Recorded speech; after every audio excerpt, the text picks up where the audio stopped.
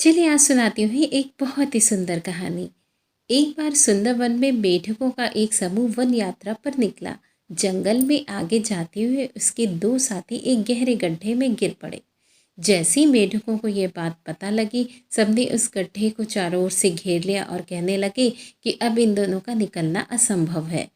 बहरहाल दो मेढक जो उस गहराई में फंस गए थे, उन्होंने लोगों द्वारा की जा रही बातों को नज़रअंदाज करना ही उचित समझा और बाहर निकलने का प्रयास करने लगे।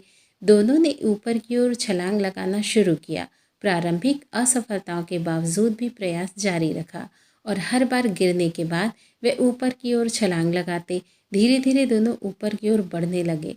दोनों मेढक ऊपर की ओर छलांग लगाते, लेकिन फिसल कर थोड़ा नीचे भी आ जाते। इस प्रकार हर नए छलांग में वे अपने नए जगह से थोड़ा ऊपर जरूर पहुंच जाते थे। अथक प्रयास करते हुए ऊपर तक पहुंच गए, जहां से कुछ और गिनती के छलांग के सहारे वे उस गड्ढे से बाहर निकलने में कामयाब हो जाते।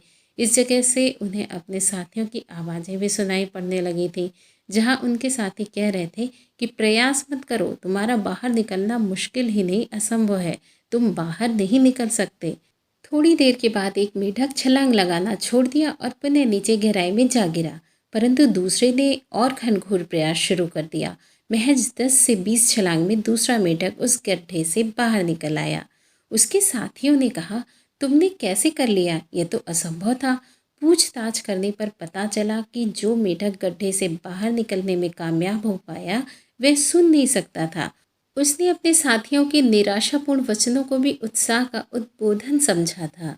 जानते हैं दोस्तों, शब्दों का मन मस्तिष्क पर बहुत गहरा प्रभाव पड़ता है। इसीलिए किसी को कुछ कहते वक्त शब्दों को सोच समझकर उपयोग में लाना चाहिए।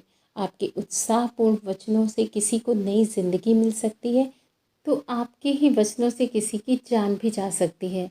किसी का सब कुछ नष्ट भी हो सकता है। इसलिए वाणी का प्रयोग सदा सहज और संतुलित होकर ही करें। कहानी सुनने के लिए आपने अपना कीमती समय मुझे दिया, इसके लिए बहुत बहुत धन्यवाद।